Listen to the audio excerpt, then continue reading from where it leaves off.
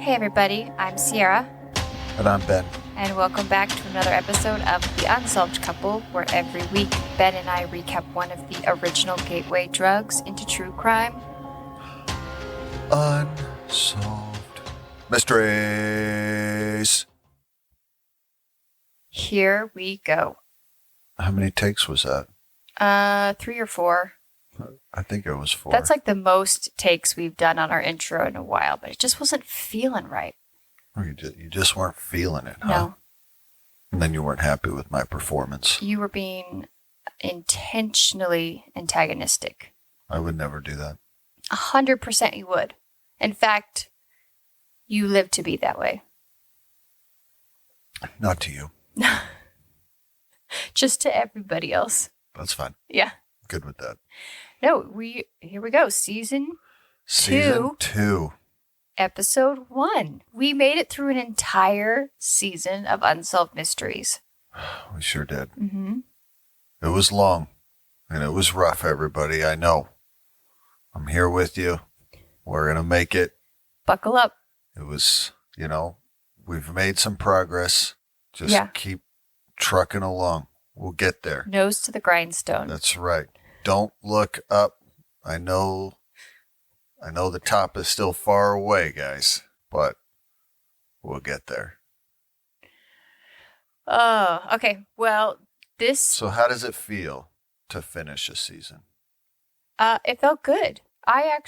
This is the opposite of Ben. I thought that went by a lot quicker than I was expecting it to. This is something that, when you said a few weeks ago, that we were almost at the end, I was like, oh, yeah. And my first thought was, wow, that went by fast.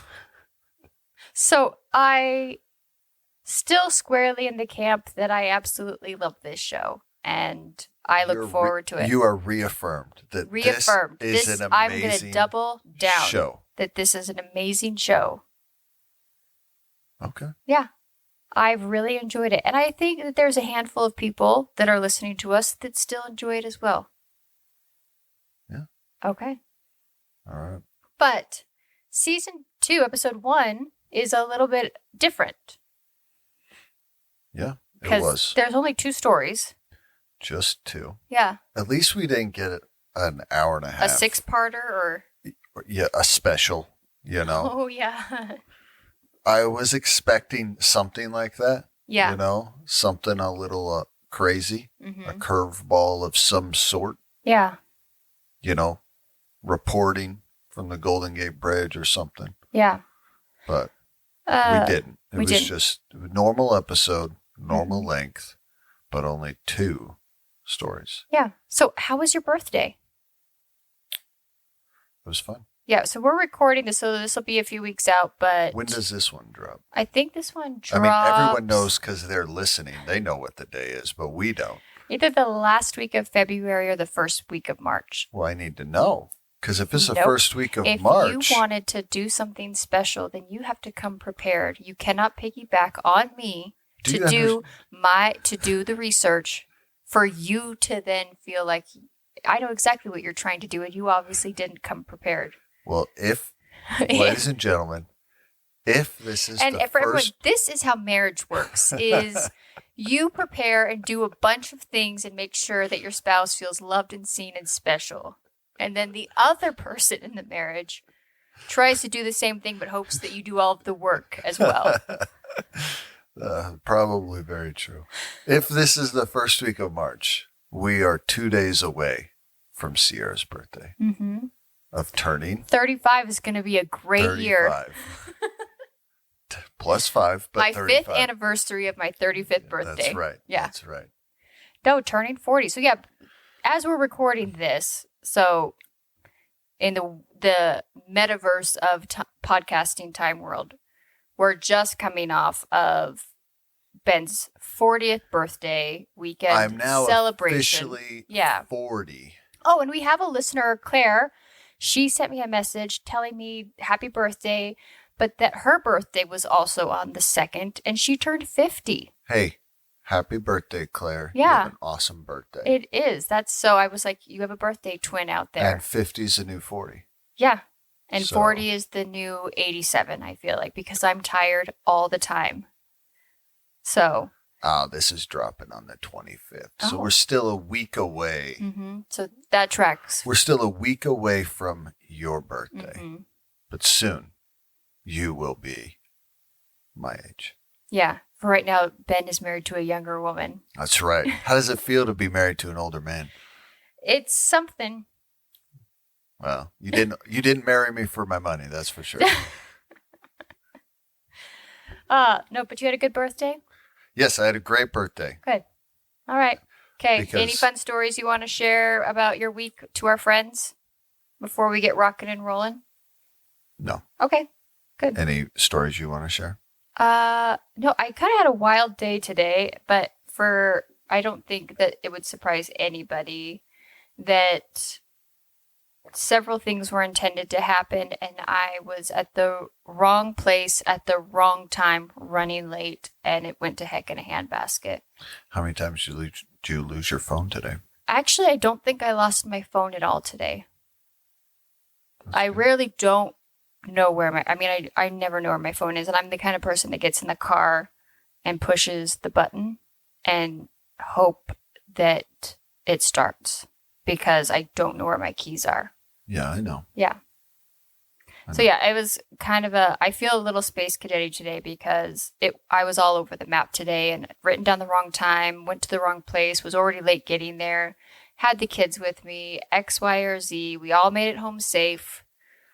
We stopped and got a McDonald's Diet Coke, which is the best Diet Coke there is. Oh my gosh. Okay, Except for they real quick. changed the Sorry for this straws. long one, but That's all right. We got Side time. quest. We only got 2 stories to talk about. side quest. All The right. other day, our daughter had ballet and she was kind of in a little bit of a mood. She's a teenager and it was a Saturday afternoon and she had already had obligations early Saturday morning. So she was tired. And I promised her, I'll tell you what, why don't you get ready? We'll leave about 15 minutes early and we will drive through and we can get Diet Cokes and a large French fry and we'll take a few minutes to kind of decompress before you have to go into rehearsal. So we go and we pull up and McDonald's informs me that they are out of Diet Coke. Mm. And that was the one piece of glue holding our teenage daughter together at that point. No, there's always a backup plan. Well, okay, so the backup plan was we just went to not to the grocery store, to the gas station around the corner. We went and filled up Diet Cokes. I offered her ice cream. I was like, is there I was gonna say, anything else that you At want? her ballet studio, No, there she is a just Dairy Queen. wanted that Diet Coke and French fries before class. So we still got the French fries, but she was so annoyed. What kind of McDonald's runs out of soda? Who wasn't paying attention? Who was in charge of ordering that? She wanted to know all of, and I could give her no information except that So it just she happens. pulled the Sierra. No, I'm very chill when When things don't go your way. when I have a specific thing in my mind that I need to have. And need to get done And or I do or want. Yeah, and it executes unsuccessfully. I handle it with grace and dignity. Mm. Mm-hmm. Okay. Okay. I'll leave that there. Okay, so we've got 2 stories for you guys. And the first one, I will give you a caveat. Ben came in the bedroom a few days ago when I was researching this. And I was crying. Sierra's crying. Full on tears. And Ben looks at me, and I will say, I don't cry very much. So it was kind of caught you off guard a little bit to come in the middle of the afternoon. And While I know she's watching Unsolved Mysteries. yeah, and I was just like, I don't know why this story affected me the way that it did. But if anyone has tears at the end of this, you're not alone. Okay. Okay. Here we go. In 1965, 18-year-old James P. Jr. Oh, excuse me. His name's, they call him Jim for short, and I have that in my notes. Okay. Okay. Meade Jr. put his college plans on hold. All right. To go, what was happening around that time? What year? 1965. Vietnam, which I'm going to be honest and show my ignorance. I didn't realize until only several years ago that we lost the Vietnam War. So that's American public school for you. I thought we handled that war like a champ, but we didn't. His family and his professors at the University of Oregon, go Ducks. Go Ducks. Yep. Go Ducks. Go Ducks. We are Except big for Ducks we fans. Totally fell apart in the playoffs. Ben does not want to. This is not a sports I don't want podcast. to talk about We're not going to talk about it. Move on. Move on. Tried to talk him out of going to war, telling him that he should finish college first and then sign up to go to Vietnam. Okay, fair. I would tell my kids the exact same thing. He was determined, though, however, to fight for his country. He won his wings and became an Army helicopter pilot.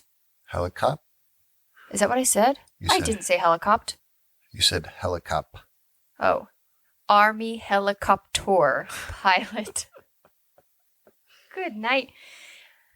So I was actually, when I was watching this, they give us some information that this was, the Vietnam War was very violent and there was a lot of things went wrong, but the helicopter pilots were that was like one of the most dangerous positions to be in. Yeah, so in the Vietnam War, it was the first time we used helicopters the way we did. If you ever a really good movie, we were soldiers, mm-hmm. and it kind of talks about one of the first battles. But we used helicopters is to bring the troops in, and we would fly them in this massive line, and they were trained to literally touch down, jump out, and then go. And it was just one right after the other. Now, was MASH? That's Vietnam. Yep. Okay, so all of the helicopter, and that was the other thing they did. They transported men that were on the battlefield that had been injured. The helicopters came in and got them out. Because they would drop. The whole point was they would bring them into these areas. Mm-hmm. The whole war was jungle fighting. In a jungle, yeah. So they would find a clearing, or they'd make a clearing, and they'd just bring these guys in and drop them off, and then they all had to be taken out by helicopter. Or if there was injuries, they would have to call the helicopters back. And these are big helicopters. Most of the ones used in that war was the Huey. Okay, which has two propellers. It's just the two. It makes that very distinct sound. Yeah. They're cool. They're pretty cool. Yeah, so we live close to an Air Force base, so we see all kinds of things flying up in the air. Before. You've flown in one for work? Yeah. Yeah. And they are really cool helicopters, and you can hold anyways. But yeah, it was a big thing in the Vietnam War. The helicopters, they was used a ton. Okay. So he became a helicopter pilot in the winter of 1967. He served there for only 3 months. He transported troops in and out of combat missions. He was shot down twice. Each time he returned. Yeah, it's crazy. That is crazy. And then again on May 8th, 1967, he was shot down for a third time. So I read this book about a helicopter pilot in Vietnam. Uh-huh. And he did it a year, and that was all he did. And I think he was in a couple crashes, shot at so many times. The stories those pilots have to tell, and obviously all of them, mm-hmm. even the troops and that. But yeah, that book I read, it was incredible. Just the stories he told of his missions, and it was for a year. What he saw in a year. And these boys were young. Yeah, and this guy was shot down. I think he crashed once or twice. And he escaped death multiple times. So many times. Yeah. The stories those pilots have to tell and the things they went through, it is crazy. Yeah. I can only imagine. Yeah. So this time, unfortunately, he would not be able to get back to flying helicopters. The next day, his parents received a vague telegram which stated that he had been placed on the, quote, seriously ill list due to a fractured skull. That's the only information his parents had. And they actually show, it's kind of hard to read, but they do show the telegram. I tried to pause it and read through. It was very vague. It didn't say anything crazy had happened, just that he was seriously ill. Mm-hmm. Okay. Jim was transferred to a general hospital in Tacoma, Washington. Madigan? That's probably not correct.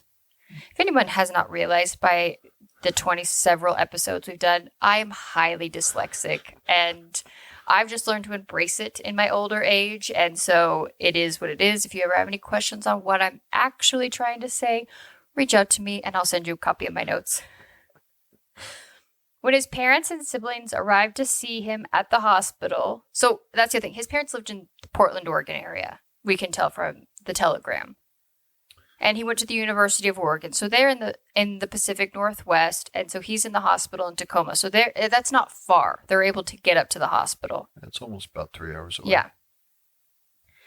They had to wait in the lobby as he was assigned a room. They had no idea on how hurt he was or kind of what to expect. His father and two of the brothers started kind of wandering around the hospital as they were waiting to get a room assignment. And as they're wandering around, they see a soldier that is literally mummified in bandages.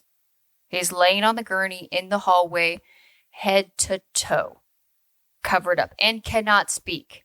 He is like moaning in pain. And the dad is interviewed, and he like makes a comment to his other two boys, like that his heart is just breaking for this soldier and that guy's in like really bad shape.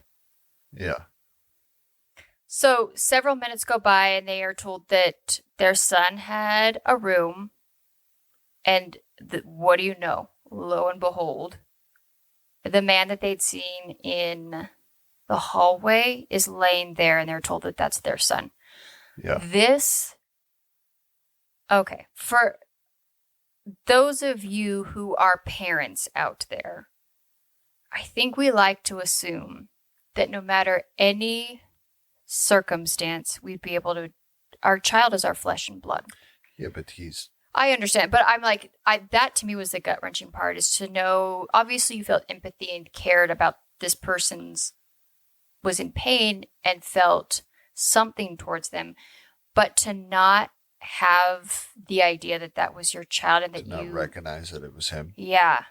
Yeah. That was like a real kind of like gut punch moment to me, to even not only experience what they did, the shock of going in there and realizing that their child is obviously in far more critical condition than they realized, but that he'd also had this interaction with that person who ended up being his child too. Yeah.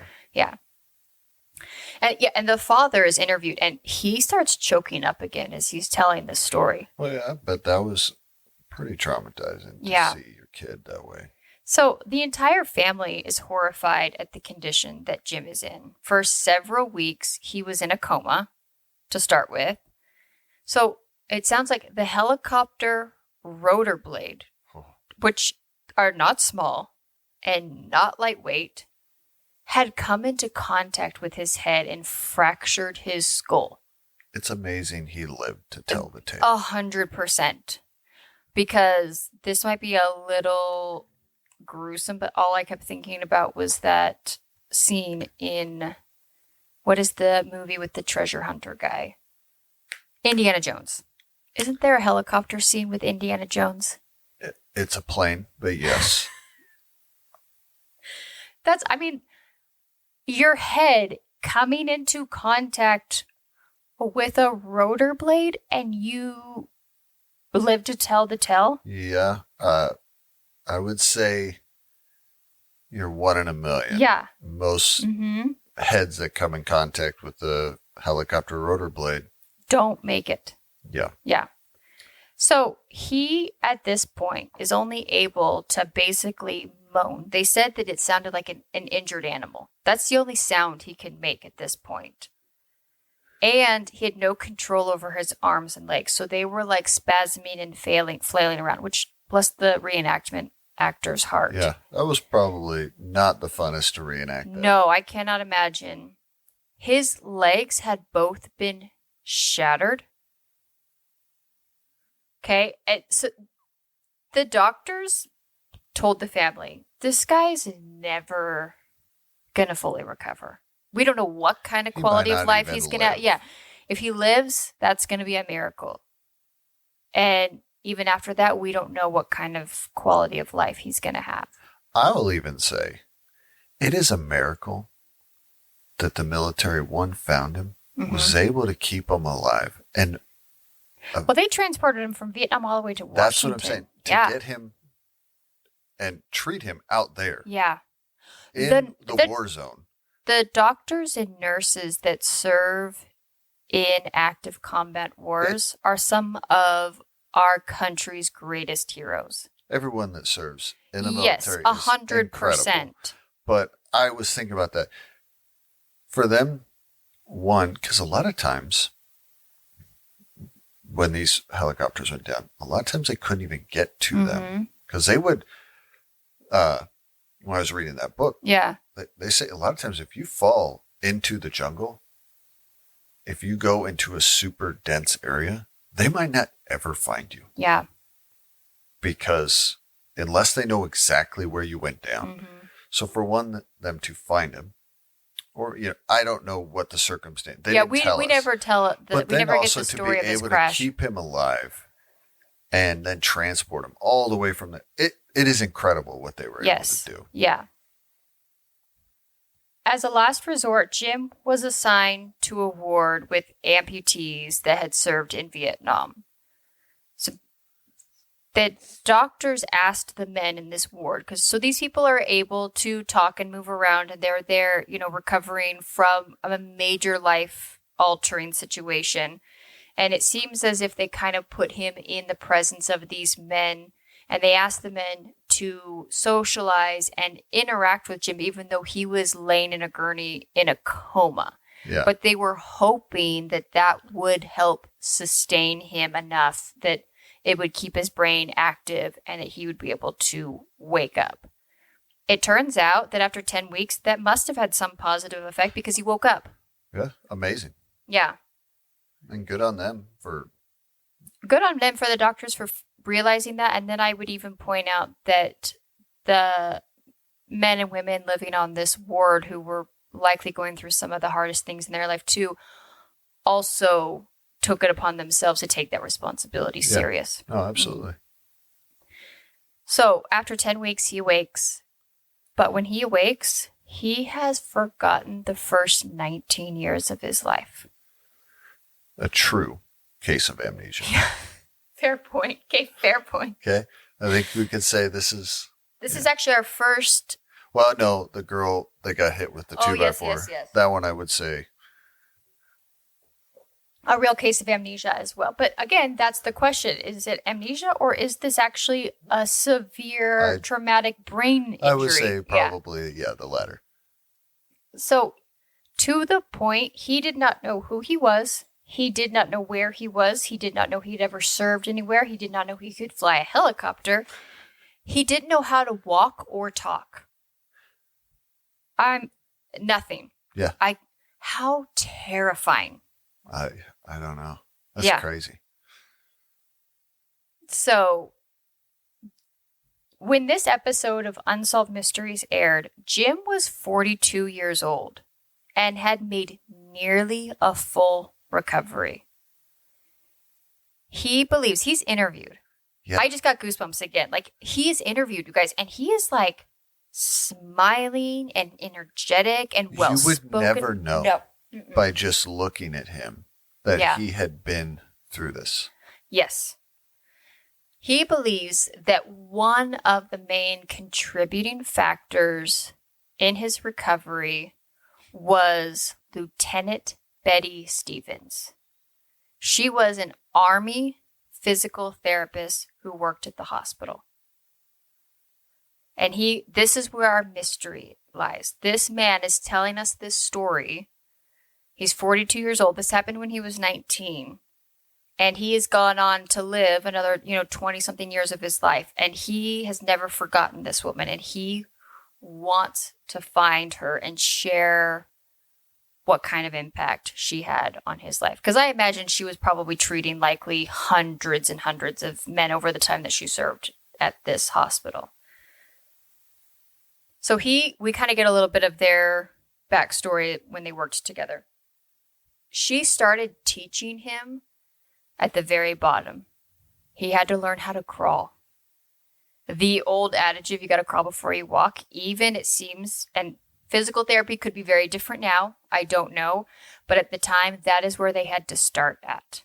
Yeah. So she would get down on all fours on the mat with him and show him how to crawl, move his body for him, encourage him. She was supportive. She was also very protective of him. He shares a story where there was some basic trainees that were in the physical therapy room kind of making fun of him and laughing because he said he would fall. This guy had no motor skills and no way to verbally communicate. He couldn't talk. He couldn't eat. He couldn't do anything. Yeah. We've all seen babies. Yeah. When they're first learning to crawl. And that's adorable and cute and we all laugh at them. But to see a grown man, I don't know how these men laughed and thought it was funny. That would break me. Yeah, I don't know. She says that she gets fired up goes full Sierra over. on him. She goes over and just rips these and he said that they were in for something sprained ankles or something, and goes out and just chews these men out and then kicks them out of her working area and is like, do not come back here. But again, that was one of the stories he shared, just showing the way that she cared for him in his care and his patient's care. So he said it was things like this that helped Jim keep showing up. Because on top of, I imagine, the mental frustration, he was also in immense pain. His legs were shattered. He had a skull fracture. Also, physical therapy is painful. Have you ever gone to physical therapy? Never, no. I know you have. Yeah, I have. And I don't think I realized how much work it actually is. I would leave my therapy appointments. So quick back, we were in a car accident and I got diagnosed with Chiari malformation. My brain had herniated out of my skull onto my spinal cord. It sounds insanely scarier than it really is, but physical therapy was one of the things that I had to do. I would leave there with a headache. I was exhausted. I was mentally frustrated because you're trying to hyper-focus on these tiny little muscles and movements and trying to... Anyways, the fact that he was living and where 98% of everything he was going through was pain and misery and uncomfortableness and hardship, her voice, her supportiveness, her encouragement kept him showing up day after day. And I imagine helped him with the desire to choosing to stay alive.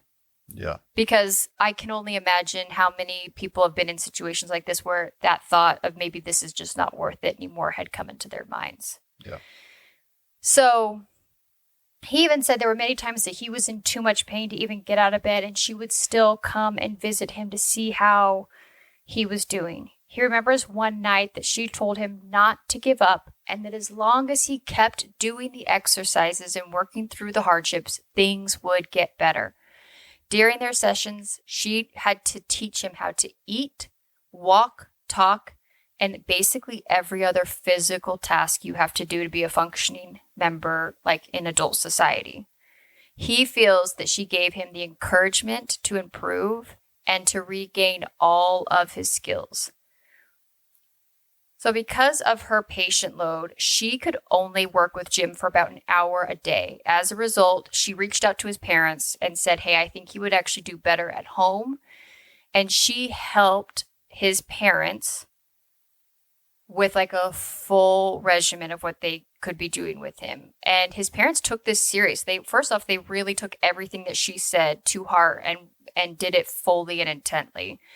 They were doing up to 12 hours a day of physical therapy at home. Yeah, I mean, these parents too. Oh, yeah. This is your adult son. Yeah. And I imagine that they had to give up almost everything else for that next several weeks while he lived at home to try to get him to where he could, make a recovery. So one afternoon, he goes back because he's going back in during this time that he's at home and checking in with Lieutenant Stevens and making improvements. But at this point, so he's able to talk. He's gotten some of his stuff back, but he's still not able to walk. And we're about a year later outside of him arriving at the hospital. Lieutenant Stevens tells Jim that she's actually retiring, I think, from the military. I think she's stepping away from military life and going back to civilian life, and that she was leaving. And she, never got to see him walk on his own. And he really wants to show her not only has his life improved to the fact where he can walk, but he was able to regain all of his motor skills and abilities. He actually went on to become a successful clinical psychologist. He was living and working at the time in San Diego, and all he wants to do is just give this woman a hug and tell her thanks and show her what her hard work did. So that is where Unsolved Mystery leaves us. Putting it out there, looking for this lady. Yeah. Okay. You ready for your update? Update. Give it to me. Okay. The very next morning. The next day. Within hours. Well, it wasn't. She didn't say it was within. I thought it was cute. She told her story. So, Lieutenant Stevens, now Karen Nelson, she's married, was watching Unsolved Mysteries with her, I'm guessing her husband or her family that night, recognizes Jim and turns to her family and says, hey, I know that guy. I treated him. And then within several seconds that they announce on the TV show that they're looking for her. Yeah. What a weird, serendipitous moment to be like, crazy. Oh. So the next morning, she contacts the telecenter, and she actually found out that she had only been living 30 miles from him. Oh, really? Yeah. Yeah. That's crazy. So she was living really close by. And, she was surprised that he remembered her and that he was even looking for her. I don't think she realized the kind of impact she had on this man. Well, clearly not. So on September 25th, 1989, she is able to come over to his home and they are reunited. And it shows this on Unsolved Mysteries. He was finally able to thank her for everything she did. She was overjoyed to reunite with him and to see how much he had improved over the last 20 years. So I did a little research. Jim went on, I don't know if he's still practicing, but he was, up until recently, a very active psychologist. He started the James P. Mead Jr. Foundation, which helps to provide treatment and support to traumatic brain injury patients. So he's got a whole foundation for it. And he also wrote a book about his experience called Making Your Own Reality, a survival story. He looks like he's married. It seems like he's got on to live a full and completely well-rounded life. Well, that's awesome. Yeah. So that's why Ben found me crying. I will say it was a very good story. It was. It was a very touching and very endearing story. So. Okay, I'm ready for this. All right. We're done with that one. Yeah. All done. Did you ever find out what happened to her? No, no. There was not a lot of information left on her. Did you do any research on her? No. No. All right. Maybe we should put out the word if we're looking for her and she can listen. She'll be listening. Okay. She's probably a listener and she'll be like, oh my gosh. I don't think this is as big as a show. I'll just throw that reminds me. I should find my phone. Where's your phone? That's right. Ha ha ha ha. We have a bunch of new cities that have downloaded us. And yeah? Yeah, but hold on. I wrote them down and now the question. This is intermission. Yeah, this is intermission real quick before we get into the exciting part of the episode. Okay. Okay, here we go. Stony Brook, New York. Heyo. Heyo. Houston, Texas. Maple, Ontario. Do you think that they sell maple syrup? I bet the people of that city are over it. Because it's in Canada, so they are like, we've really doubled down on this. Melbourne, Victoria. Victoria. Huh? Mm-hmm. Okay. Leesburg, Virginia. Let's see if I have any other ones. That's a screenshot of the Dale. The Dale? The Dale, the car, yeah. I wanted to post a picture of it. Newark, New Jersey. Newark? Yep. Nebraska. Nebraska. Just the Nebraska. state. Yep. The entire state's the listening. whole state. Yep. Whole state's listening. San Thank you, Antonio, Nebraska. Texas, and Austin, Texas. So all big cities. We're pretty much touching every big city. Yeah. You're welcome. San Diego, California. I think I've done that one before. Maybe Denver, it was Colorado. Jim. I think it's Jim listening. Who? Jim. Oh yeah. Well, I think actually I read that. I think he's back up in the Portland, Oregon area. Okay. Okay, but Ben has All right. something that he's very excited to tell us about. This is a secret. It's not secret. Confession that he's obsessed with. Nope. All right. Ladies and gentlemen, we are going to talk about Roswell, New Mexico. Mm-hmm. All right. And I think just by saying that, everyone knows what I'm about to talk about. Mm-hmm. So we're going to start off this way, Sierra. Okay. Before this episode, what did you know about Roswell, New Mexico, and this whole incident? Well, I've been to Roswell. I know you have. So have I. There's a Chili's there. I know that. I'm talking about this incident in Roswell. Oh, what did I know about this exact incident? Yes. I knew that there was a UFO crash in a farmer's field and that there was bodies recovered. All right. And that the town really leans into it.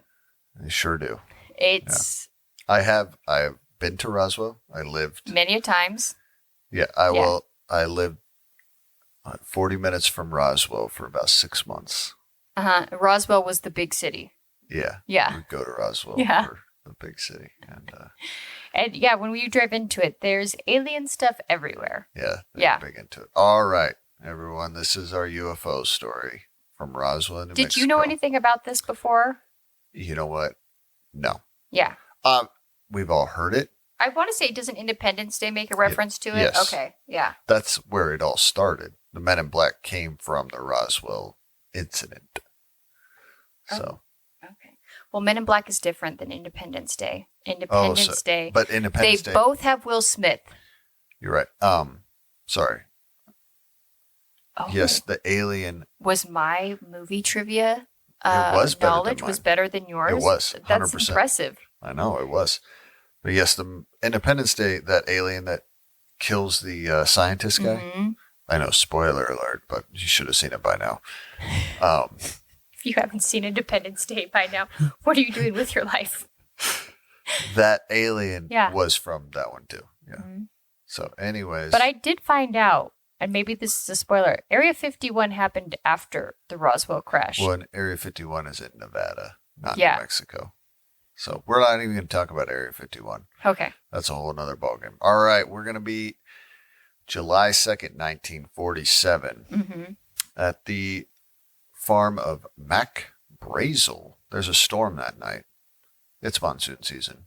Yeah, so for people that don't live where monsoons are. Well, they tell it as this massive thing. If anyone that has lived in the desert during monsoon season, you get these storms, they roll in, it thunder, lightning, and they dumps a lot of rain.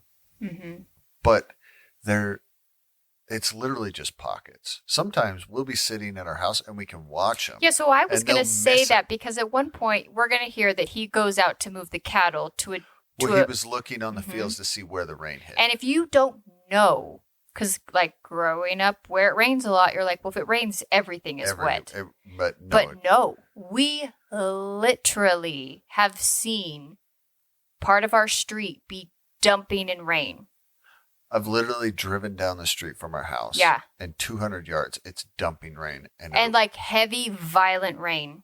And it won't touch our house. And it's muggy at our house. Yeah. Yeah. You can see But the it's just moving. sheets of rain moving through. And it moves through very fast. So these aren't rainstorms that last a long period of time.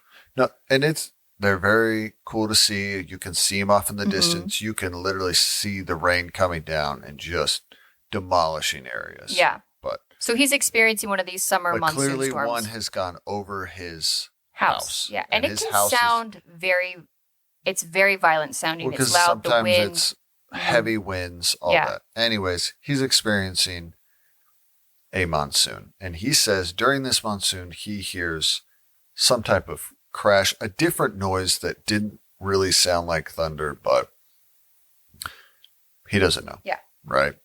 Anyways, Mac goes on with his night. Yeah, it's not enough to spur him to go out into this weather. Nope. No. So the next day, he's on his horse and he's looking through his fields.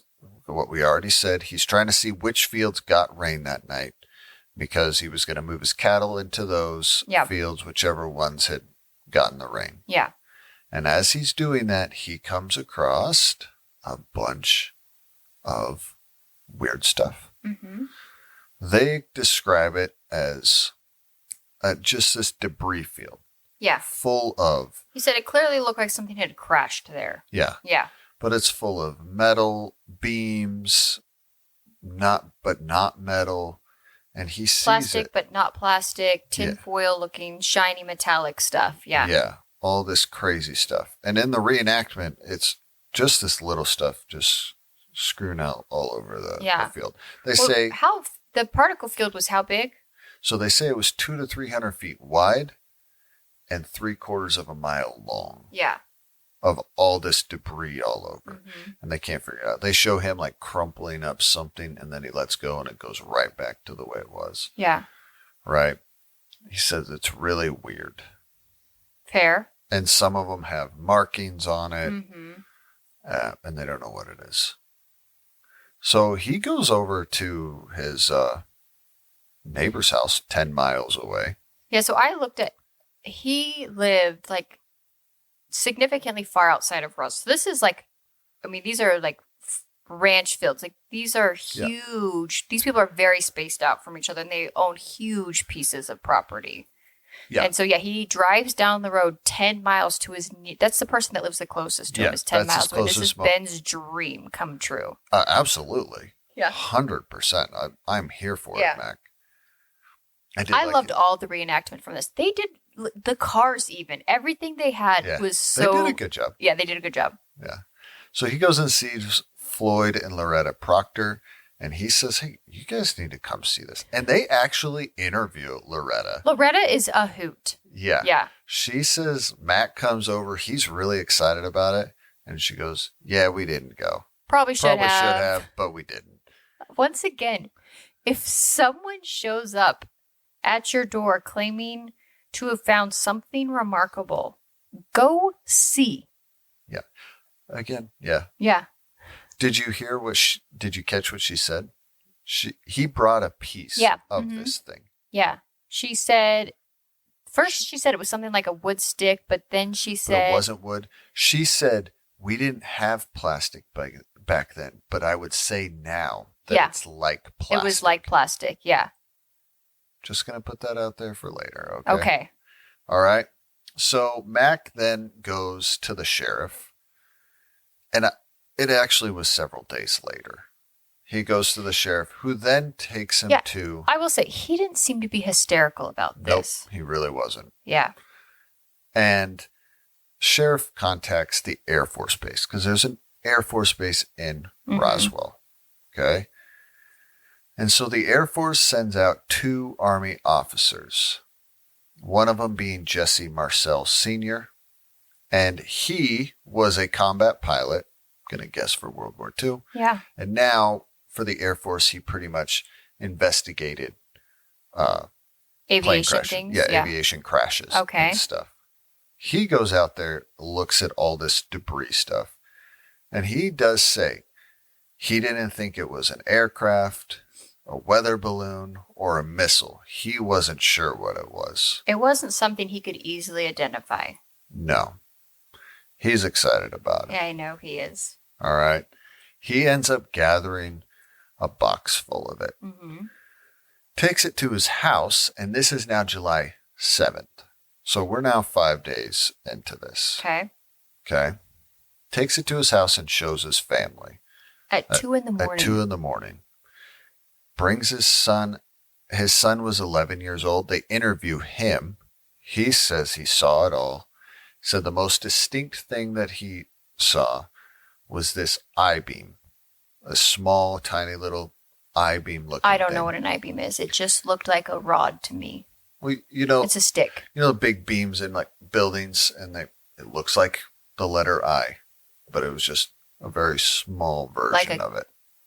Like a straight line or like a capital I?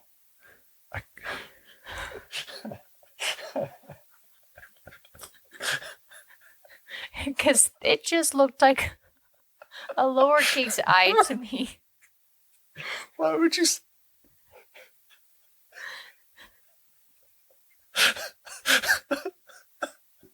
A straight line. You know what I meant. I know, but oh my gosh, that was the best. Yes, a capital I. Okay, well then say that next time. That's what someone said. No one looks at a straight line and says, that's not a straight line, that's an I. Maybe they do. I don't know. To be honest, when it said I-beam, I assumed it meant your eyeball beam, that it was named after something, like because you could eye it. It was, I don't know. I love you. I love you so much. So it looks like a capital I. A capital I. If anyone else out there. Anyways. If it was clear after my question, you're welcome. And on this I-beam, it had these symbols. Okay. Hieroglyphics. That was what he remembers the most distinct. So Jesse Marcel then takes it back to the Air Force Base. They then tell us that this is the Do you think he was supposed to bring that home? No. Yeah. That's okay. Yeah, But I don't know. What do you do? Anyways, that Air Force Base, they tell us it's the home of the 509th Bomb Squadron for the Air Force, the only atomic bomb group, and it's a closed base. So yeah, I mean, that being the key thing. How far is this from those mountains where the treasure is? Wasn't the White Sands base or something where they were, isn't that one of the reasons they took that gold mountain away from Babe? I actually have no idea. Because weren't they shooting off atomic bombs there? That was a missile range, not Oh, okay. All right, never mind. Scratch that. I was just making connections that maybe didn't need to be made. Yeah, but it might be. Yeah, I don't know. I don't know. Okay. I don't know. I wasn't trying to link episodes together. With an I-beam? Yeah. Capital I. Capital not I. a lowercase. Not just a straight line. All right. So the next day, they believe that the pieces were then flown to Wright Field in Ohio. Okay. Okay. They tell us that. Supposedly important. Mm-hmm. Okay. All right. William Blanchard. He is the man in charge at the Air Force Base. Yeah, he's high up. Yeah. Yeah. He's the general or something. I didn't catch his he has all title. the brass. Yeah. He's brass. Yeah. He calls the press office and says, hey, I want you to put out a press release that we found a flying saucer. Kind of jumped the gun on that. Well, here's my question. Mm-hmm. They explain it and they show it. Mm-hmm. Yeah, we see the newspaper. Well, they explain this story and the way they show the reenactment. It's just small pieces scattered all over the place. Mm-hmm. Okay? How do you know that's a flying saucer? What made you think that this was a flying saucer? He's high up. I'm going to guess he saw more than we did. All right. Anyways,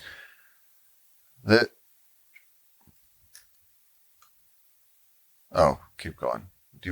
Sierra was like giving me a pause. Sorry. Thing, and I was getting confused. I will be right back. The cat wants out. The cat wants out. Oh, yeah, he sure does. Anyways, so they put out the press release that same day. All right. And then they send people out to the field and they collect all of this stuff. Yeah, so it's just been sitting out there. For days. For days. They go out there, they collect it all. Okay? Okay. Now we get into the next part of this craziness. Supposedly, that day they put out the press release. An engineer for the Soil Conservation Service named Barney Barnett.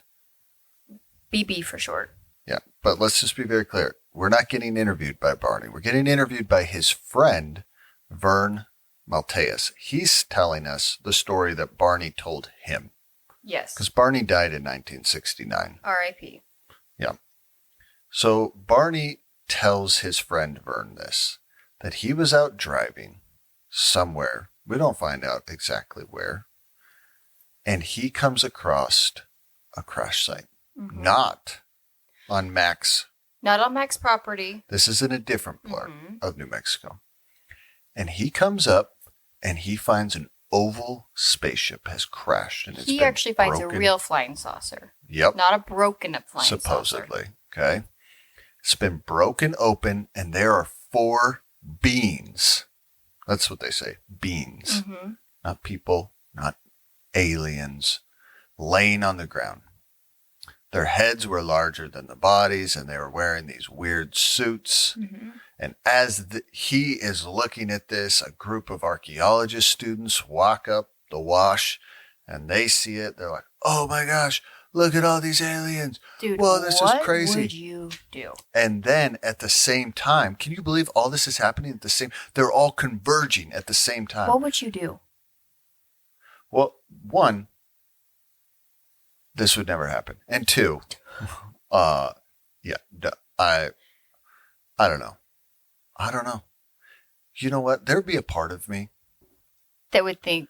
There'd be a part of me that says, I don't want to be involved in this crap. And I would turn around and I would go the other way. I didn't see anything. I was never here. I'm going back to my ranch that no one lives within 10 miles of. Mm-hmm. And I'm never talking to anybody ever again. And I'm never talking again. to a soul again. Mm-hmm. And I don't want to get involved in this craziness. All right. BRB. Someone knocked at our door. Who was at our door? Amazon. My favorite people. Amazon, UPS, FedEx. I love them all. Depends on what they bring. What? Depends on what they bring. It's usually something that I order late at night. Yeah, I know. Are we recording? Yeah. Okay, good. Of course we are. Anyways, back to these people finding bodies. Okay. At the same time, archaeologist, what did I say? What's his name? Barney. Mm-hmm. They're all finding these bodies. Military shows up. Supposedly, they'd done a aerial search and saw this. Okay. And said, let's get it. And so they had drones up.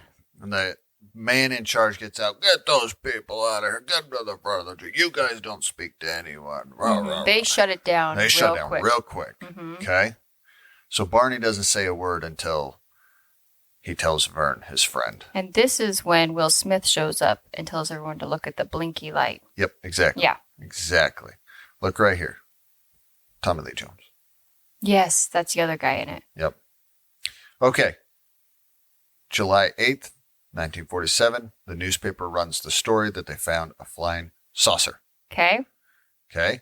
That same day, a plane lands in Fort Worth, Texas. Mm-hmm. And Roger Ramey, who's he's in charge over there. Yeah. Finds out this press release This causes a stir. Obviously. And he says, we need a new press release.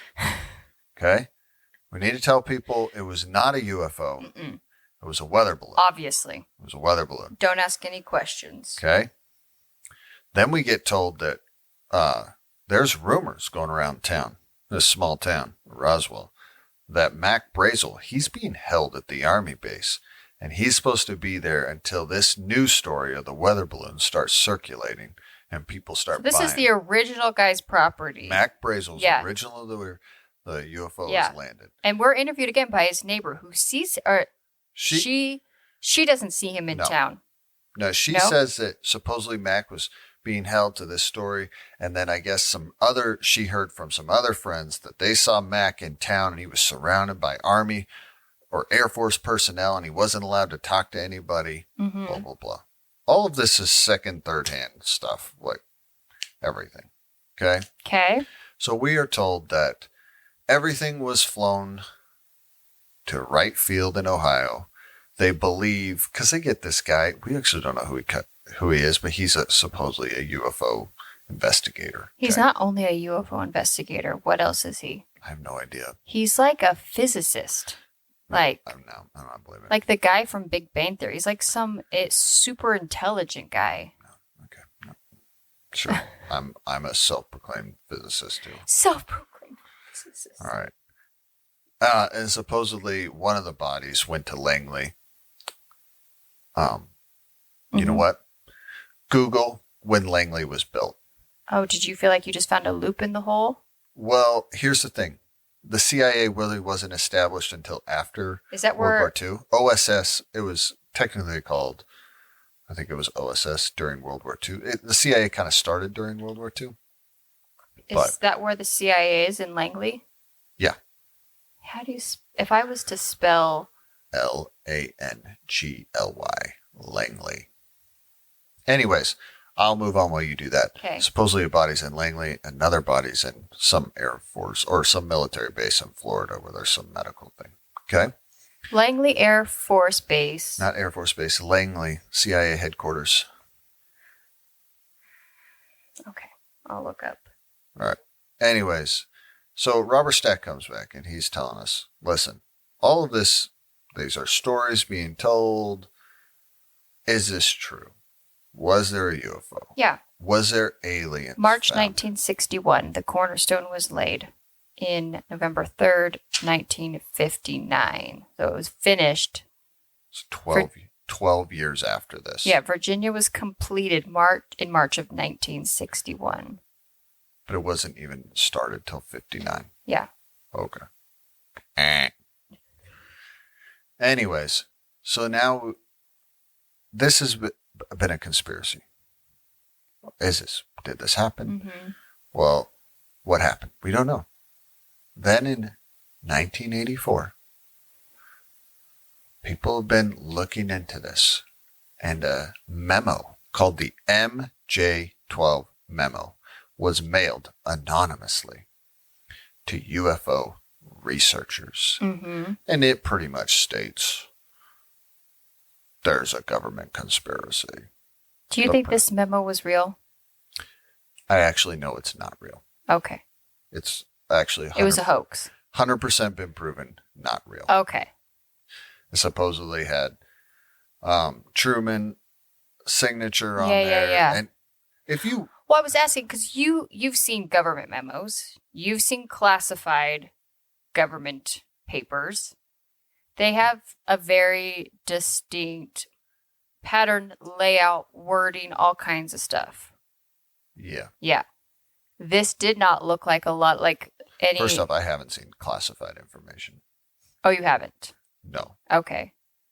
I've okay, I meant classified as in like law enforcement, like in your sensitive information in your field of expertise, not Langley presidential crazy stuff. And that was the thing. I'll say this before. But memos are laid out a very specific way. And before I even looked into this memo and found out it was a hoax, the way they read an excerpt of it, and it said, on July 2nd, 1947, I, President Truman, make this of that this spaceship had crashed and blah, the way it was said, I was like, oh, so you're just stating everything that everyone wants to hear Yeah. and believe in. Yeah. It was clearly someone wrote it to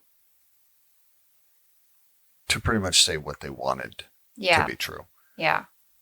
Yeah, I was I was like, interested what your thoughts were because I knew it even was a the hoax. wording and how things are laid out and Yeah, the I knew it was a hoax the tone the and minute thing he in started these reading in it. government memos and wording, it's very specific and done Yeah. very unique to that. And so the fact that when I was reading, I was like, this looks just like almost something you would write in your dear diary. Yeah.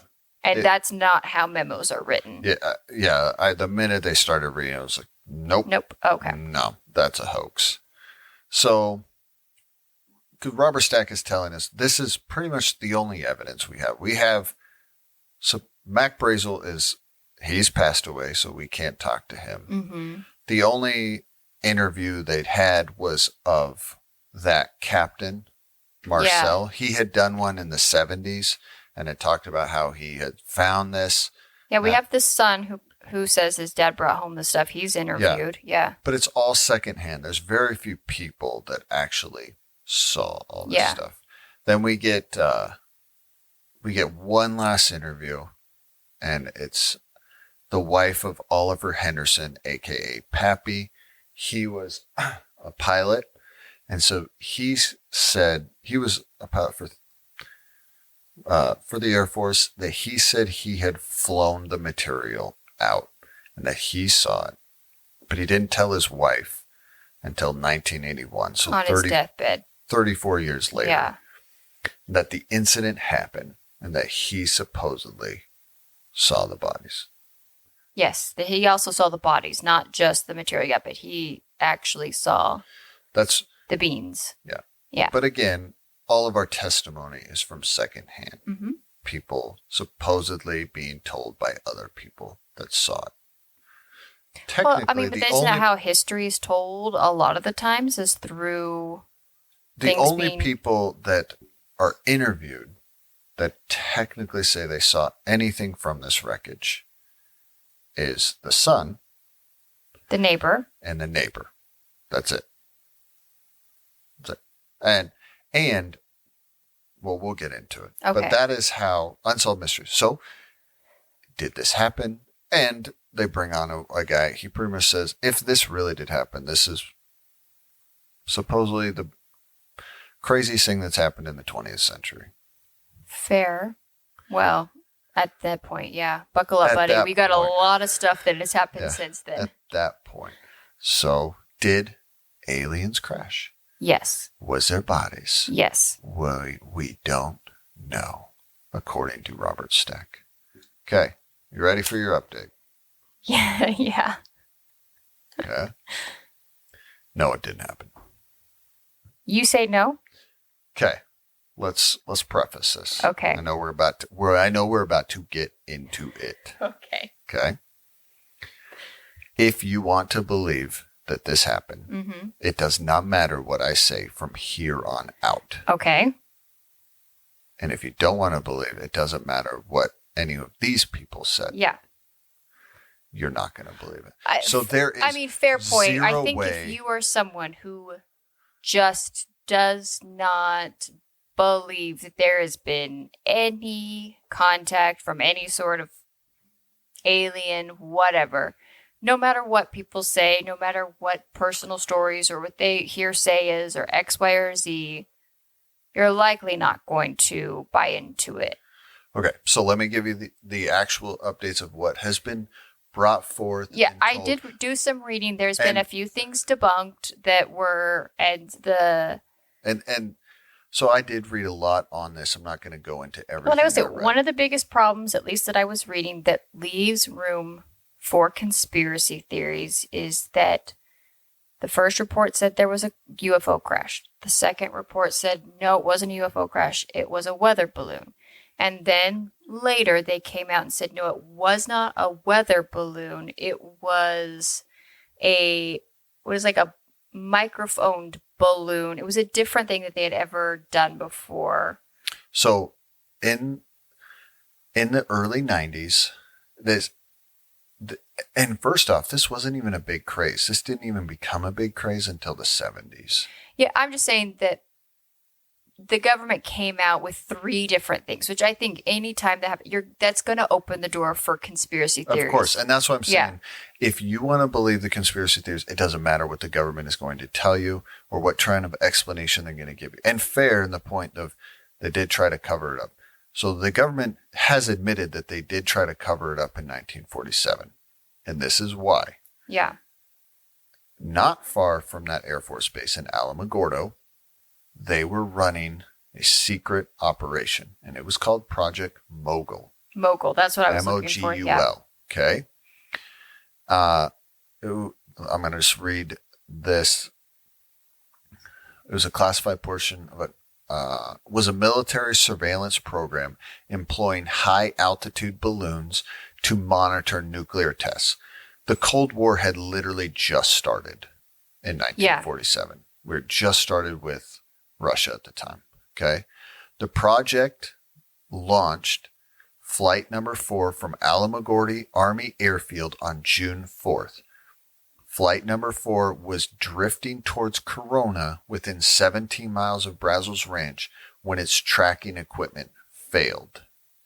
So they're saying they came out and the government came out and admitted, yes, this actually, those pieces were from our secret project.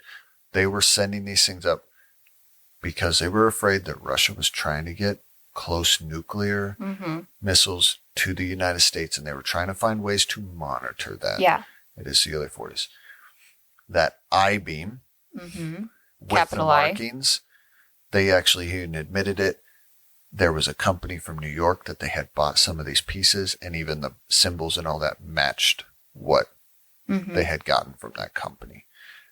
They had showed all this information like, hey, this really was what we were doing. Yeah. But what we did not want people to know at the time, because this was a secret operation and it was during the Cold War, so we were not forthcoming with the information.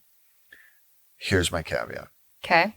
This is not uncommon for the military to run secret operations, especially secret technology. We even know this today. Yeah. The Bin Laden raid. I would say, wasn't there like a helicopter or... The Bin Laden raid was, the helicopters they used had been modified completely with new technology to be quieter and to not be able to be detected by radars and that. And when one of them crashed, that's why they had to blow it up before they left, because they didn't want anyone else to get that technology. No one even had known that existed. Yeah. Until we used it for that raid and lost one of them where we had to blow it up. So it's not uncommon for the military and our government to try to find new technologies without telling people, test them, do these things kind of in secret, especially because we don't want other countries to gather our technology. Anyways. Yeah. So it's not outside of the realm for them to be running this test. And they even said, yeah, the military base in Roswell didn't know. No one knew what we were doing. They were not on the need to know what was going on. So that's that part of it. Now let's hear your side, because I know you got some thoughts on it. I 100% believe that there has been encounters with UFOs. I guess they're called like IEPs now. Or no, that's something different, isn't it? An IEP is what? That's, I think, a thing for school. They're not called UFOs anymore. I can't remember what they're called, but that's what we grew up calling them. Unidentified object. Yeah. Unidentified flying object, which is technically UFO. Yeah. So I 100% believe there has been encounters and things that have potentially been gathered by our U.S. government and military services, and that they've been kept from the American people. I think that there is stuff at Area 51 that could give us a lot of insight to this. But this is my caveat. Okay. The little green men thing, or the weird face, head shapes and stuff like that, it's hard to say because a lot of people that have experienced what they believe to be an encounter of an alien all kind of describe the same look to it. I truly believe that if we were to encounter an actual being, that it would look far more like humans than not. So the people thing, the aliens thing. The bodies. Yeah. Okay. And let me preface this. At the time of 1947, the whole reason I think the military even put out that they found a flying saucer is there was kind of a craze. Well, this was the first report of one. This is what started the craze. No, there was some crazes going on at the time. I was reading. Okay. That's why I think he was so eager to put out this press release that they he was just excited. Yeah. The story of the bodies being found never really came out till years later. And it can't even really be substantiated when that happened. Yeah. So, and the whole Roswell thing didn't even blow up until the late 70s. And a couple guys wrote a book in 1980 or 1981 called The Roswell Incident. Yeah. And they supposedly had all these interviews. Well, it turns out only a couple people that they interviewed actually had first or secondhand knowledge. It was all just rumor. Yeah. And even the body thing was So rumor. I guess, do you believe that there has been any sort of alien or foreign object or personage that our government has knowledge and or experience with? Nope. You believe none of it? No.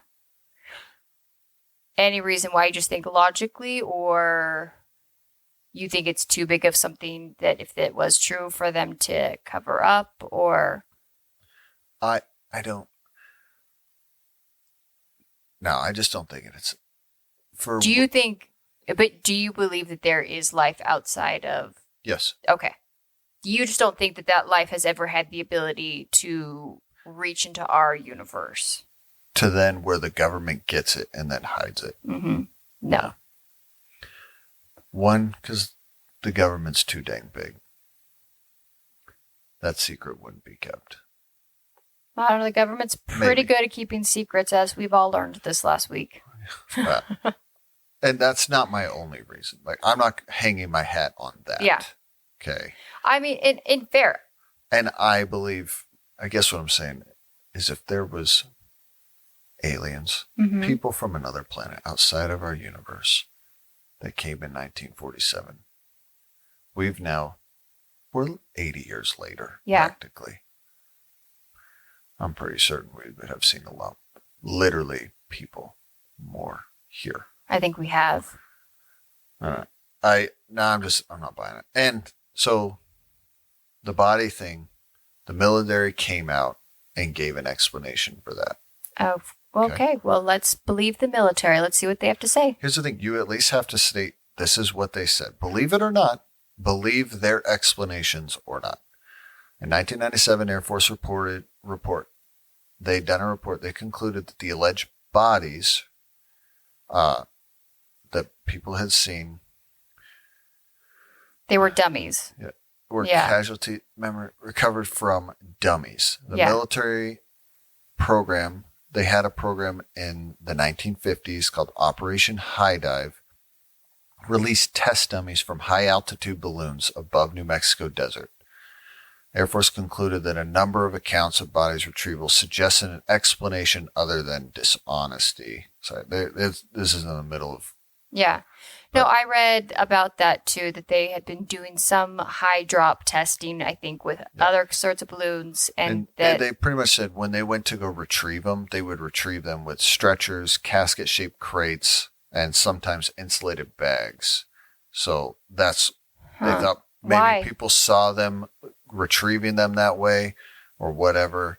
And the reason I read on another thing that the reason they retrieved them that way is because they had all this technology on it, and they were trying to be delicate with, because they were trying to get it and read the technology and what they were trying to learn, what they could learn from these drops. Hmm. So they would go out and they would kind of retrieve them carefully. Yeah.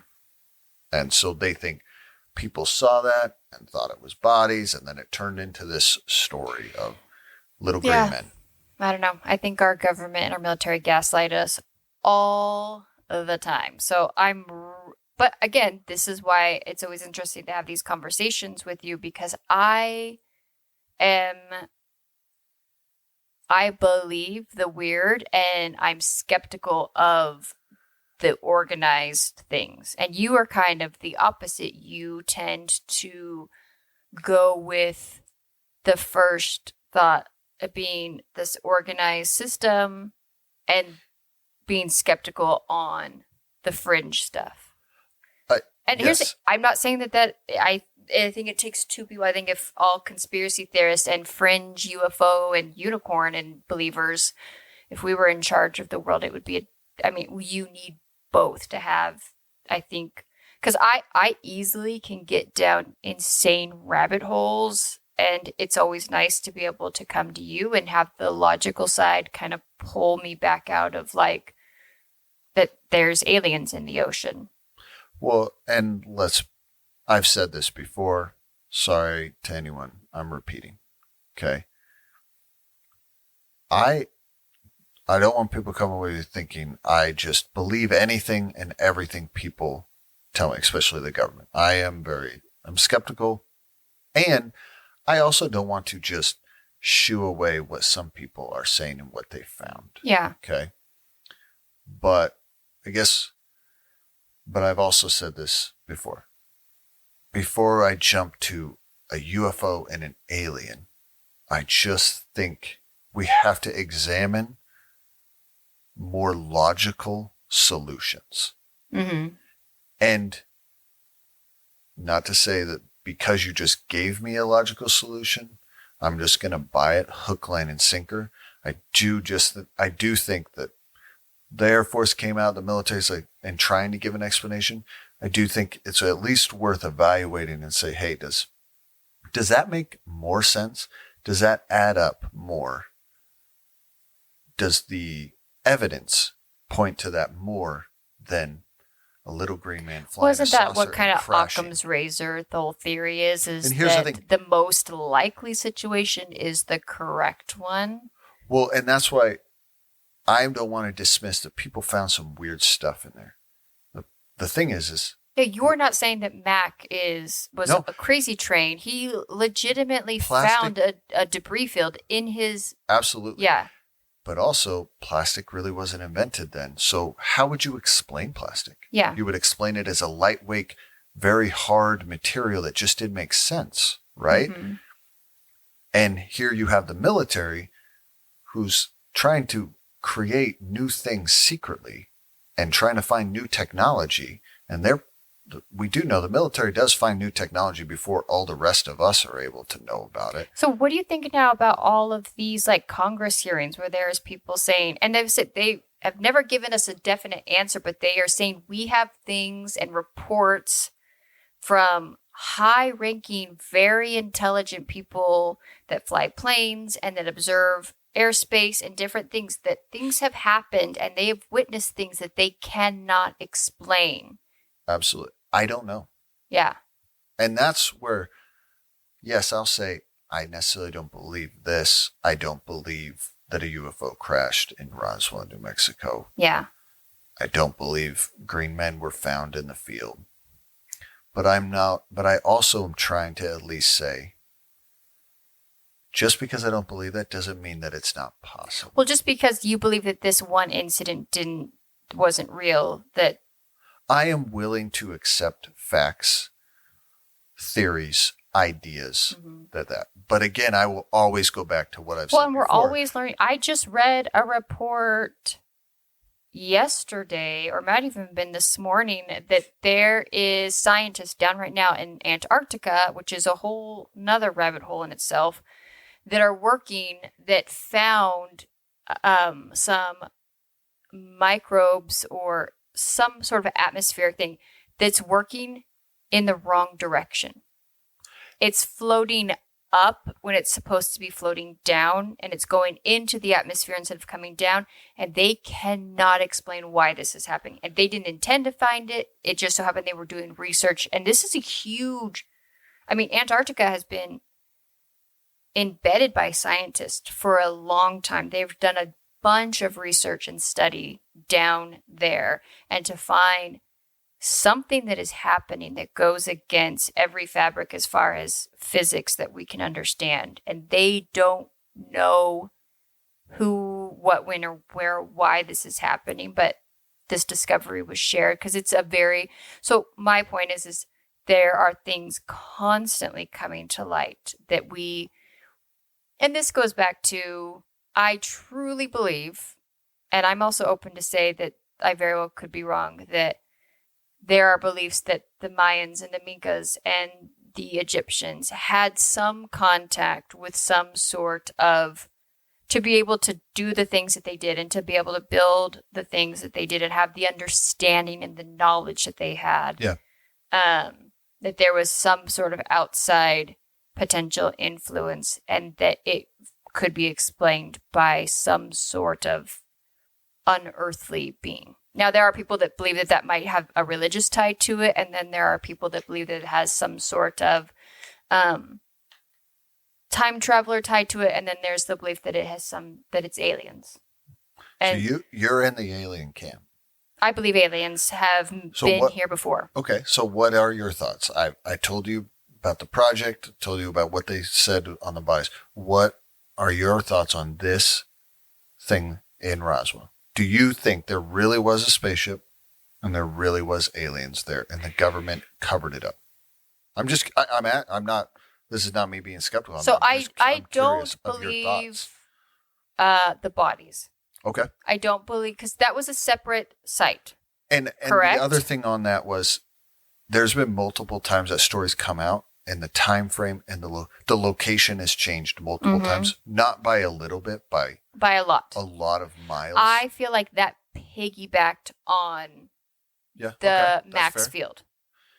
I believe what crashed in Maxfield was some sort of outside. I do not believe it was a weather balloon or that it was this Alta or whatever. I believe that it was a foreign object of some sort. Now, what that ties back to, I don't believe. I feel like the full-on spaceship flying saucer thing plus the alien bodies, it piggybacked on it.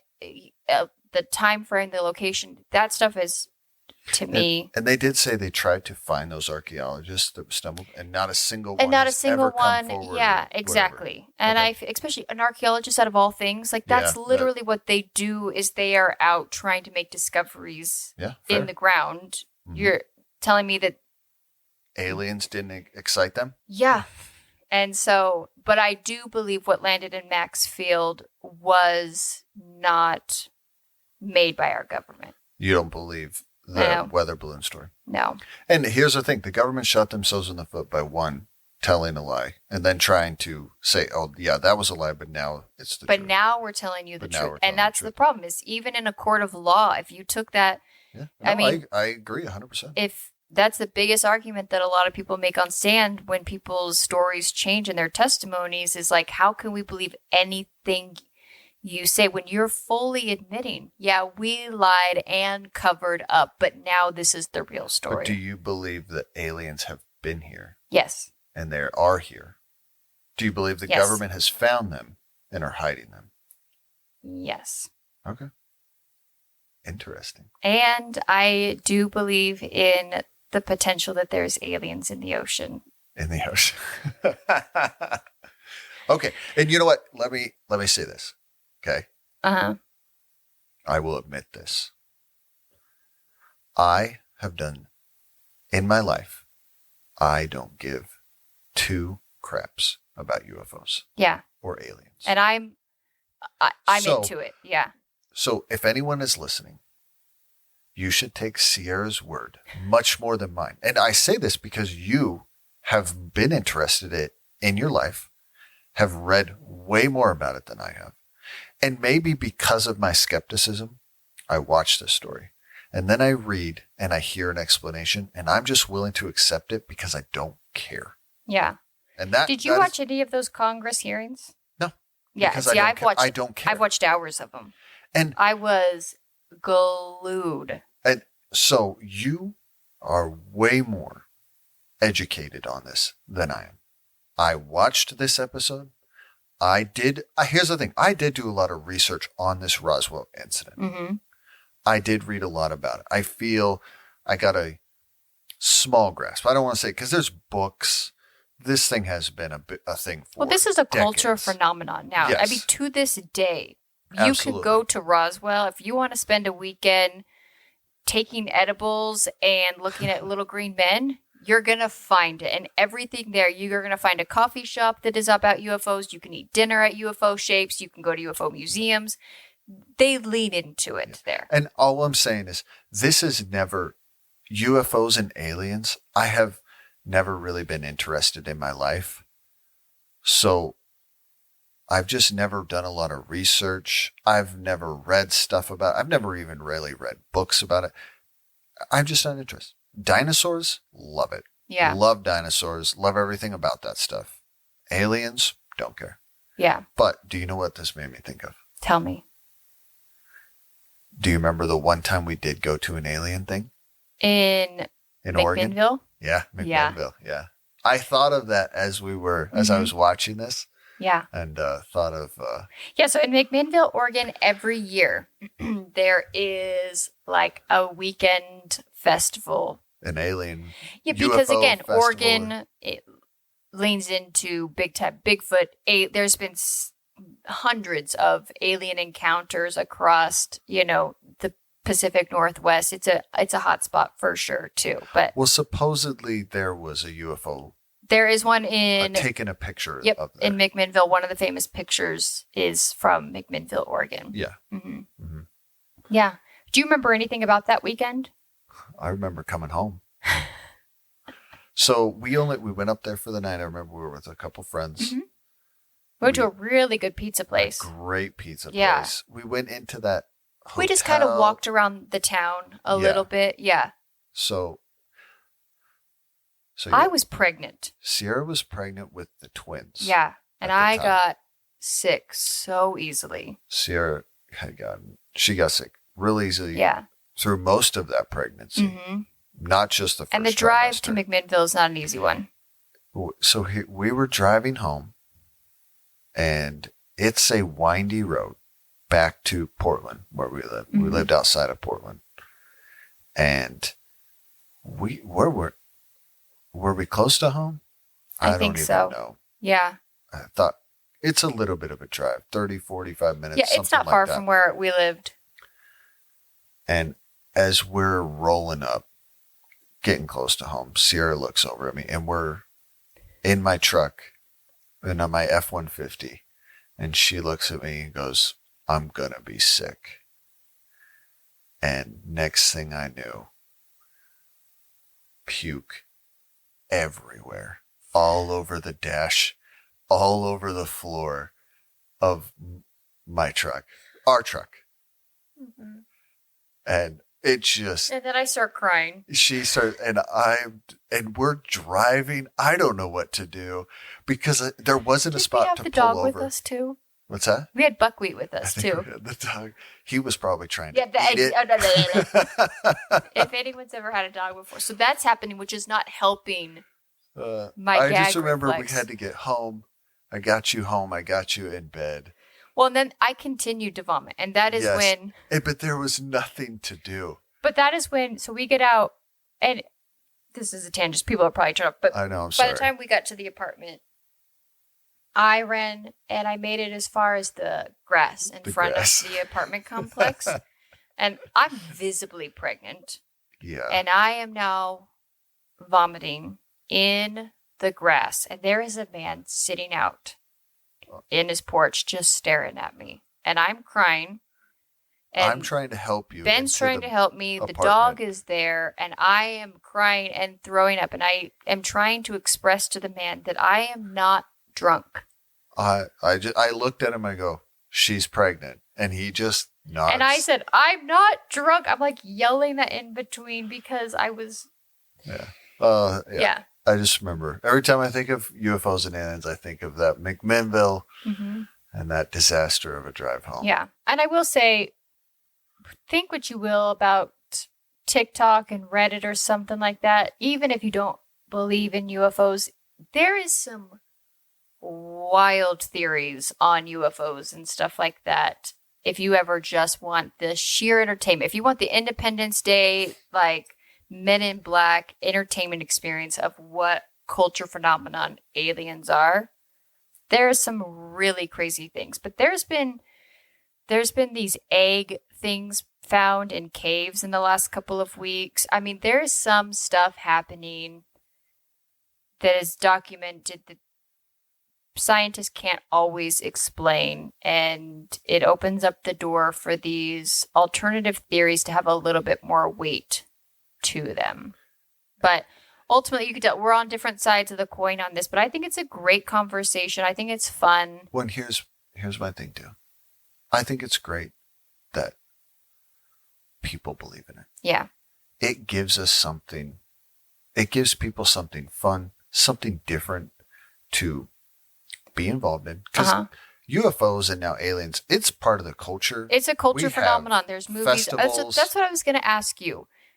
I have no problem. If there was an alien encounter that started tomorrow, what movie do you think it would? Because there is a varying scale.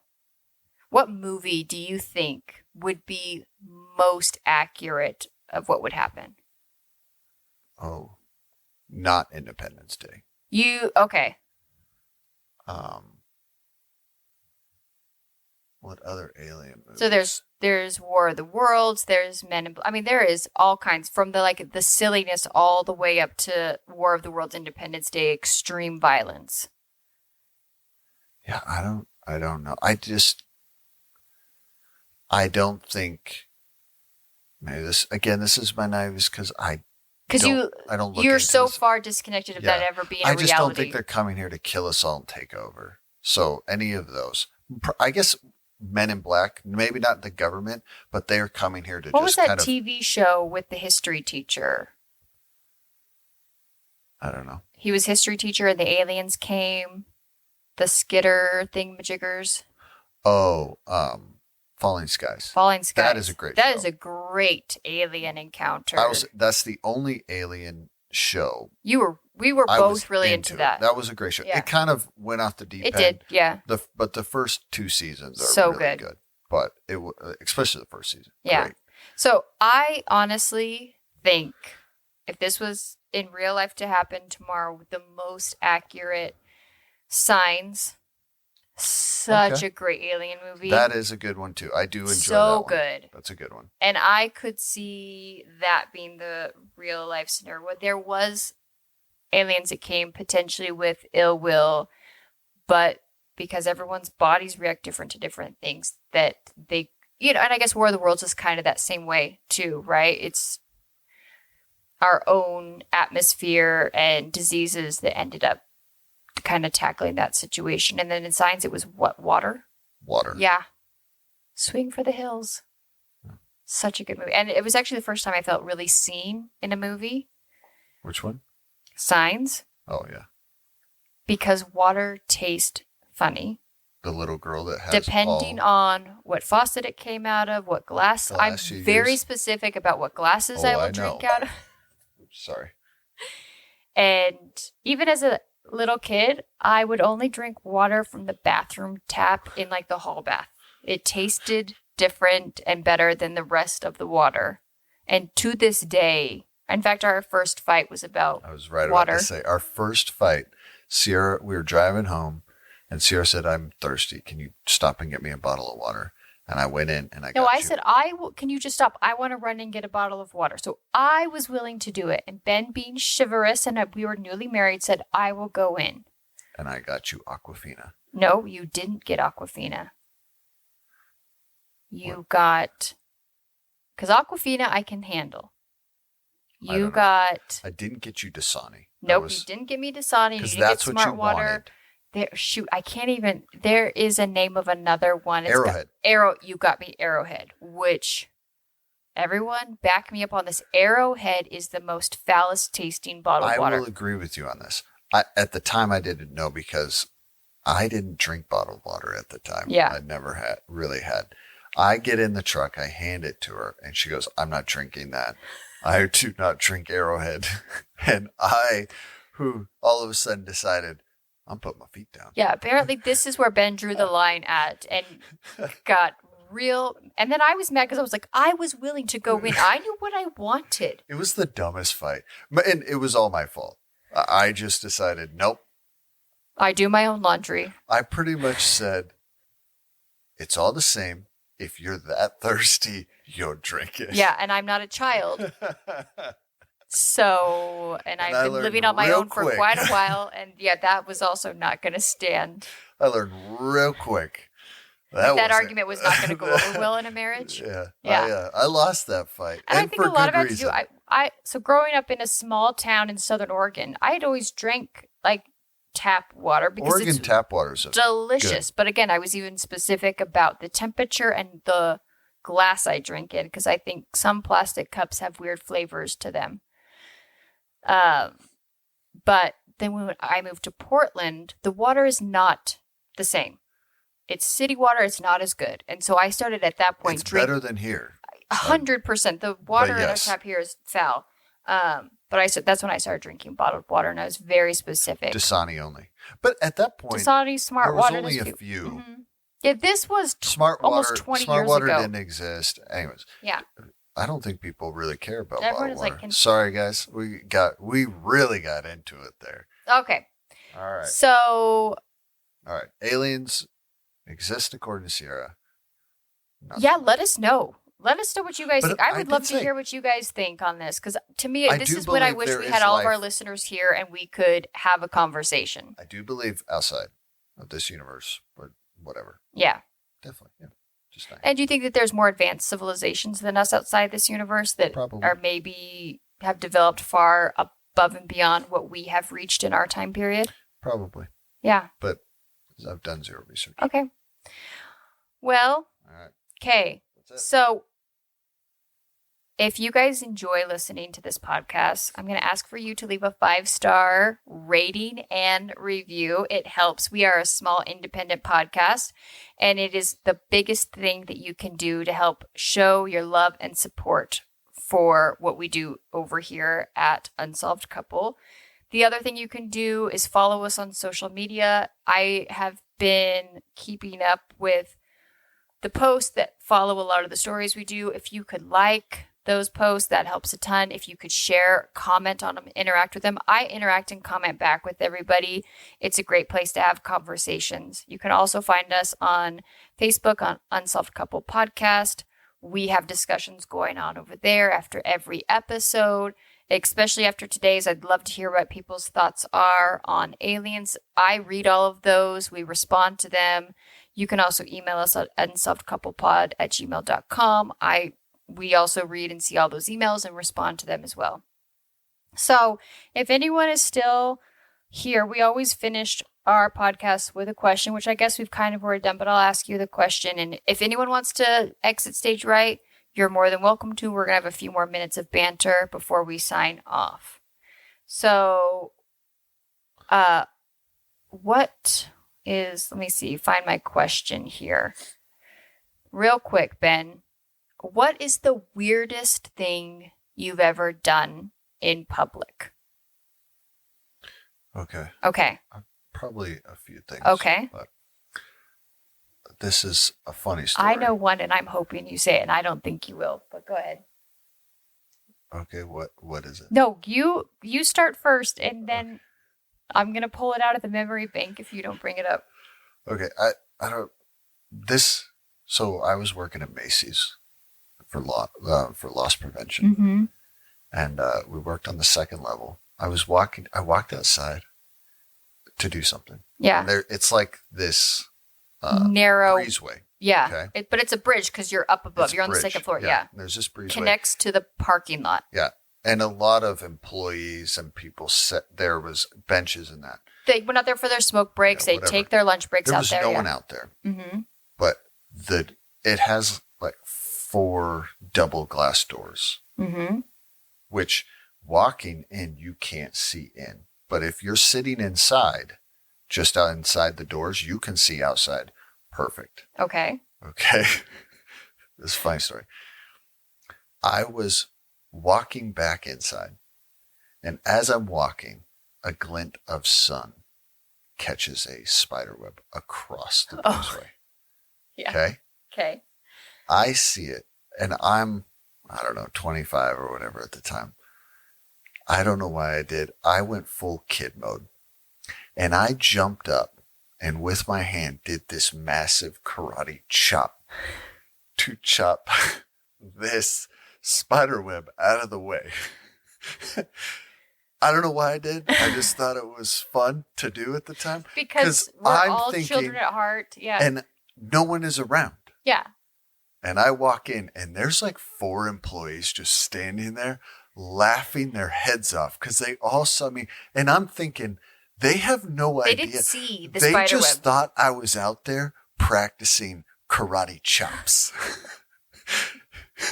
Just karate chopping the air out That there. is hilarious. Yeah. So, I mean, I guess I wasn't doing anything. That was an unintentionally weird thing It was to an do. unintentional weird thing, but I look back and I was like, man, that was so weird. But also, I just let the moment get ahead of me at that moment. You were just living it. I And love it. I just saw this thing and I wanted to karate chop it. And Yeah. I did. We should all live our lives like that. Yeah. I don't usually live my life like that, but I did in that moment. Okay. All right. What were the one you were going to say? We might have to cut this. But it's the one time you told me about you and your buddies made a video out in the Nope. woods. I ain't going there. That's what I thought. But to me, that's probably that I know of the weirdest thing I think you've ever done in public. Well, I ain't going there. And we ain't going there today. I will say it was nothing. Okay, Nope. just for people. That's it. And what's yours? I just don't. For people, it was nothing inappropriate as far as like it was. I don't want anyone thinking that something insane happened. It was teenage boys and nothing vulgar or crazy or extreme. It was PG-13. It was all fine and dandy. But I've barely even gotten Ben to tell me this story, so I wouldn't be surprised.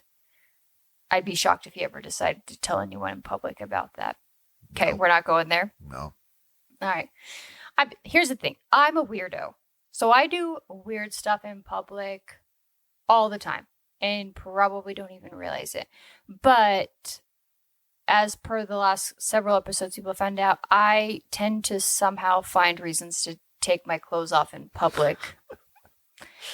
And I've been skinny dipping multiple times. But one time, me and my girlfriends, we were in high school. There's a big park in our town in the middle of Roseburg where Music on the Half Shell is. And at night, the sprinklers come on.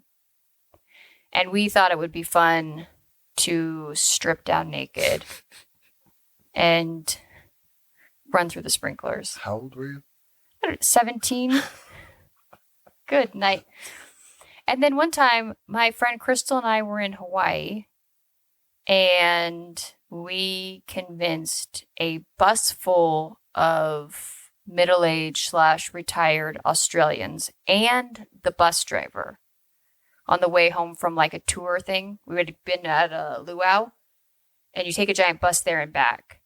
And we convinced all of these people and the bus driver to pull over off his route at the beach and everyone run to the ocean while stripping their clothes off and go skinny dipping. And Australians are a hoot. They were all on board. I barely had to convince anybody. I'm sure you didn't. And the bus driver and everyone, the majority of us got off the bus, ran to the ocean, stripped down, ran through it, and skinny dipped for several minutes, put our clothes back on, went on the bus, and went along our merry way. I'm a weirdo. I like weird things. So. You're crazy. I am crazy. Okay. So that is it. That is our episode and our recap of season 2, episode 1 of Unsolved Mysteries. I'm just going to tell everybody. Okay. Be excited for next week.